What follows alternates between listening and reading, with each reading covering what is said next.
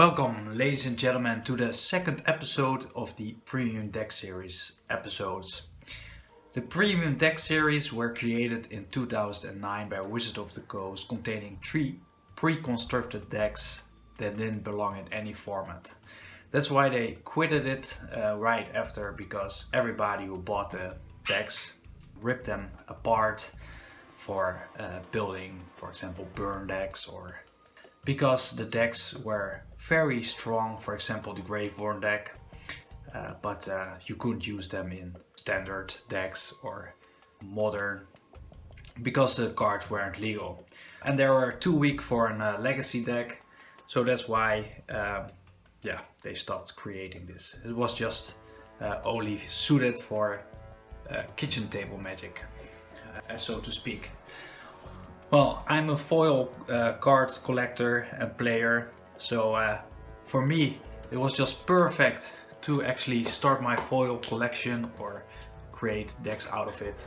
So, for example, the Fire and Lightning, I didn't bought one.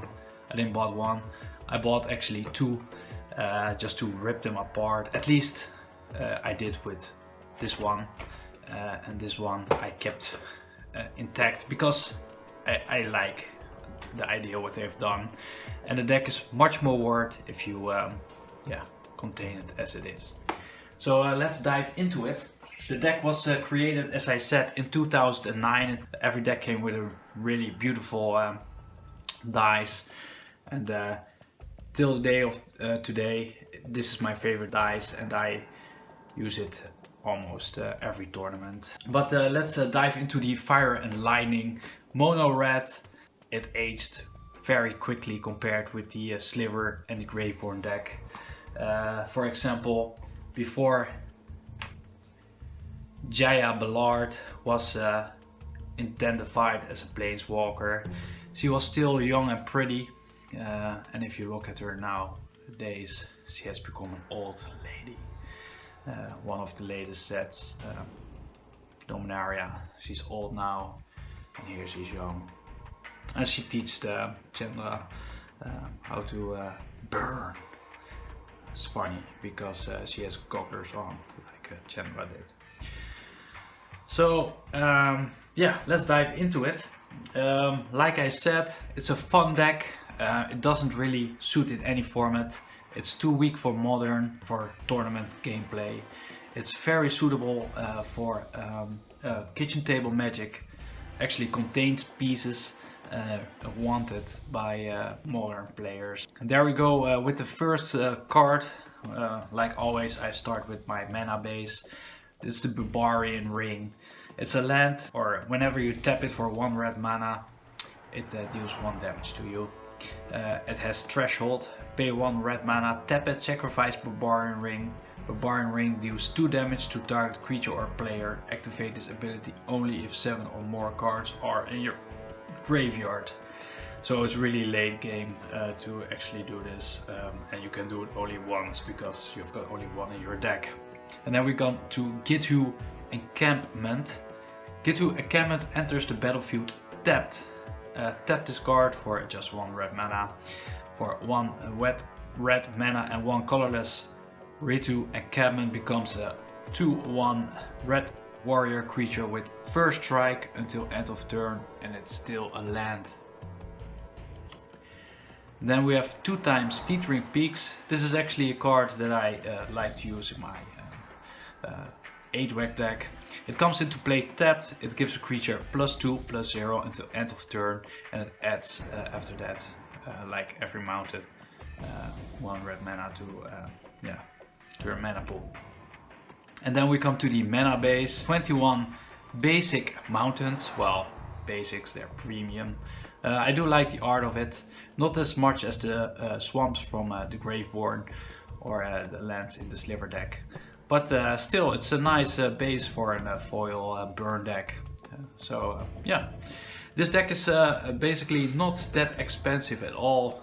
I think you can get it hands-on, unsealed for like $30–40, especially if you want to start your foil collection, it's a really good start, because it contains a playset of the most played card in Modern, and that's Lightning Bolt. Yeah, it's really amazing to have a Lightning Bolt foiled 4 times, so that's really nice. There was even a day that was worth for me 30 euros as well. And then we come to another instant. Price of Progress. Price of Progress deals damage to each player equal twice the number of non-basic lands that player controls. Well, you can say whatever you want. This is a really good card. It is amazing. I mean, like, imagine this card in Commander. We're running only like 4 non-basic lands in this deck, but in Commander, for example, yeah, in a mono red Krenko deck, for example, this is a really good card. It hits them really hard, really fast. So. And then we come to Thunderbolt, another instant. Choose one. Thunderbolt deals 3 damage to target player, or Thunderbolt deals 4 damage to target creature with flying. Yet again, you choose, yeah, it's quite okay. It's a removal spell for 2 mana, so not that bad. This one is as well really good. Reverberate. It's too bad it isn't Modern legal. Copy target instant or sorcery spell. You may choose new targets for the copy. Keep in mind, you can actually copy your own burn spell, but you can actually copy and target player's instant or sorcery as well. It doesn't really matter, you can just target any instant or sorcery and copy it and choose new target. So you can counter a counter spell, for example, with this one. Really nice card, definitely worth the money in this deck. Flames of the Blood Hand. 1 red mana, 2 colorless instant. Flame of the Blood Hand deals 4 damage to target player. The damage can be prevented. If that player would gain a life this turn, that player gains no life instead. Sudden Impact. Sudden Impact deals damage equal to the number of cards in target player hand to that player. As well, it's not a really good card. I mean, like, when you can cast it, you're in turn 4. If he already played 4 cards, yeah, it's not as effective as you could do it earlier. So it's a quite okay card. Yeah. Fire Blast. You may sacrifice 2 mountains rather than pay Fire Blast mana cost. Fire Blast deals 4 damage to target creature or player. Yet again, it's a great card. I mean, like, sacrifice 2 mana to finish your opponent off. Not that bad, to be honest. Then we come to the sorceries. Chain Lightning, 1 red mana. Chain Lightning deals 3 damage to target creature or player. Then that player or that creature controllers may pay 2. If the player does, he or she may copy the spell and choose new targets for that copy. Well, it could still be handy if you're playing, for example, vs blue or white and they cannot pay 2 red, that is nice. The sorcery though. Fireball, 1 red, 1 X. Fireball deals X damage divided evenly rounded down among any number of target creatures and or players. Fireball costs 1 color more to cast for each target beyond the first. So really nice. You can just hit several targets, and for every target you need to pay 1 more. To make this a really effective card, you need to have a lot of mana. I think by the time that you can actually make this an effective card, you're really run out of gas already with this deck. But perhaps, for example, in a commander deck it would be nice. And then we've got Hammer of Bogarden.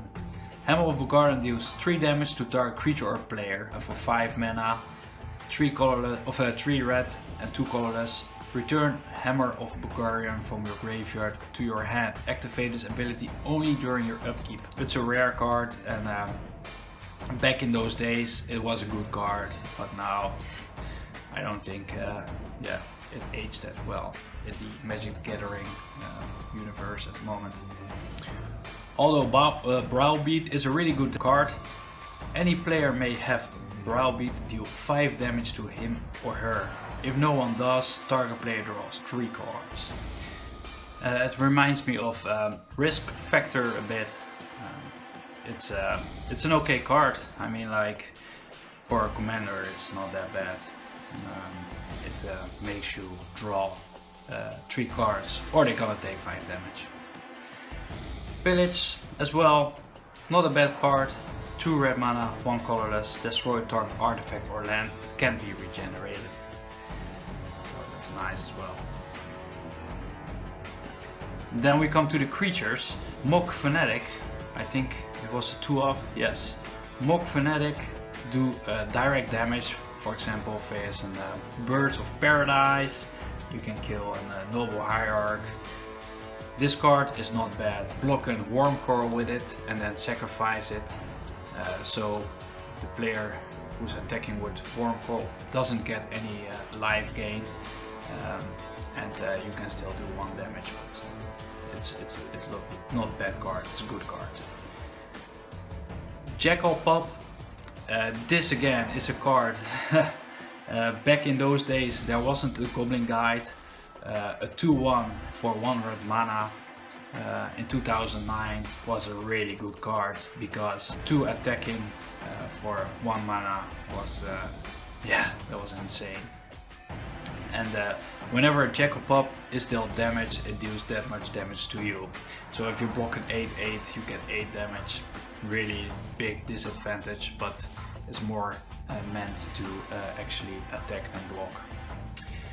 Grim Lavamancer. Yeah, this is something this deck may be proud to or to have in its inventory, because Grim Lavamancer is one card that is still played a lot by burn players in Modern. It's 1 red, 1/1. Exile 2 cards from your graveyard. Grim Lavamancer deals 2 damage to target creature or player. So you don't have to attack with it. If there's a lightning bolt in your graveyard, it doesn't have any use for you anymore. So just yeah, it's a quite expensive card as well. So it's a good card. Figure of Destiny, it's a really nice card. I like to put it in every Boros deck that I have a playset of. Yeah, it costs 1 red or 1 white mana, but the white mana isn't any relevance in this deck. Figure of Destiny becomes a 2/2 Kitten Spirit if you pay 1, it's already in play. If you pay 3 red or white mana, a Figure of Destiny is a spirit, it becomes a 4/4 Kitchen Spirit Warrior. And if you pay 6, if it is a Kitten Spirit Warrior, it becomes an 8/8 Kitten Spirit Warrior avatar with flying and first strike. So you can just let it grow, and if they don't deal with this card, it can get out of hand very quickly. Really amazing card. I think this is as well one of the best cards in this deck, and definitely worth to buy this deck. Same for Spark Elemental. It has Trample Haste at the beginning of your of the end step. Sacrifice Spark Elemental. If you combine this with the Grim Lavamancer, just attack for 1 red mana. It has Trample, so if it gets blocked, it's a removal spell as well. Spark Elemental again, so it's a 2-off. And then we've got Hellspark Elemental as well. Trample Haste. Big difference between Spark Elemental and Hellspark Elemental is that it has Unearth. 1 red mana, 1 colorless, and you can return it from your graveyard, and it has haste, so you can attack as well with it. But after that, you need to exile it. You can do this only once, unearthing. Keep in mind, if you're using creatures with trample in this deck, that you can cast it first and then cast the Teetering Peaks. So you can give it another +2/+0 until the end of turn. Keep in mind with the creatures with trample to do this. So first cast a creature and then do the land drop. Mock Flunkies. Mock Flunkies can't attack or block alone. Again, a 3/3 for 1 red and 1 colorless isn't that bad. In that time that this deck was created, it was a really nice add-on. Still, yeah, it's a nice card. And then we come to Keldon Marauders. 1 red, 1 colorless. It has 2 vanishing counters. This permanent enters the battlefield with 2 time counters on it. At the beginning of your upkeep, remove a time counter from it. When the last is removed, sacrifice it. When Keldon Marauders enters the battlefield or leaves the battlefield, it deals 1 damage to target player. So you cast it, it will stay in turn for like 2 turns, but when it leaves and it enters, it deals 1 damage anyway, and the second turn you can attack with it. So not that bad for 2 mana. It represents 5 damage. 2 off. And there she is, Jaya Ballard, Task Mage, 2 red, 1 colorless, 1 red mana, tap it, discard a card, destroy target blue permanent, 1 red, 1 colorless, discard a card, Jaya Ballard, Task Mage, deals 3 damage to target creature or player. A creature dealt damage this way can be regenerated this turn, really nice as well. 5 colorless, 2 red mana, discard a card, Jaya Ballard deals 6 damage to each creature and each player. Really nice to have in this deck. Then we have got Boggart Ram Gang. You can cast it for 3 green forest or 3 red mountains. It has haste and it has a wither. This deals damage to creatures in the form of -1/-1 counter. So if it gets blocked by a 4/4, it becomes suddenly a 1/1. So not that bad. And then we've got a Full Shock Sorcerer. It costs 3 mana, 2 red, 1 colorless. It has haste. Full Shock Sorcerer deals 1 damage to target creature or player if you tap it. So yeah, not that impressive. And then we've got Cider Pyromancer, deals 1 damage to target player if you tap it. Whenever you cast a red spell, you may untap Cider Pyromancer. It's fun though. If you put it in a game and you play a lightning bolt after it, you can untap it to do another 1 damage. So basically, you can do 5 damage to the face. It's not that bad. It's a quite fun card. Only the mana cost is quite expensive. And then we've got Ball Lightning. 3 mana, 3 red. Trample, haste. At the beginning of your end step, sacrifice Ball Lightning. As well, really nice. It costs trample and haste for 3 mana. Yeah, you can attack. So if they're gonna block it, they probably lose a creature as well. And it has trample. The Keldon Champion, 2 red, 2 colorless. It has haste. It's a 3/2. When Keldon Champion enters the battlefield, it deals 3 damage to target player. So when it comes into play, it deals 3 damage. One big downside is you need to pay its echo cost your next upkeep, because if you don't, it goes to your graveyard. Echo cost is quite expensive, 2 red and 2 colorless. So yeah, not an impressive card.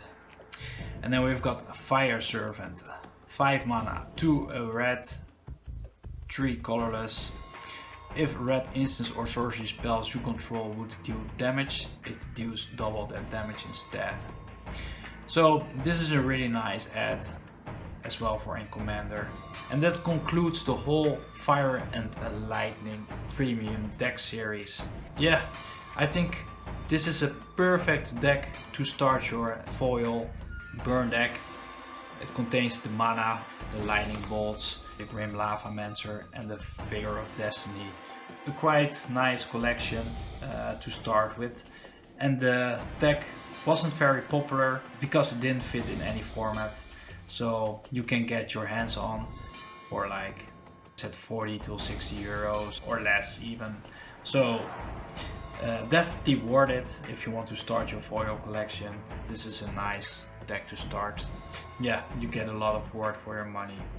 So thank you for watching, and I see you in the next episode of the Premium Deck series.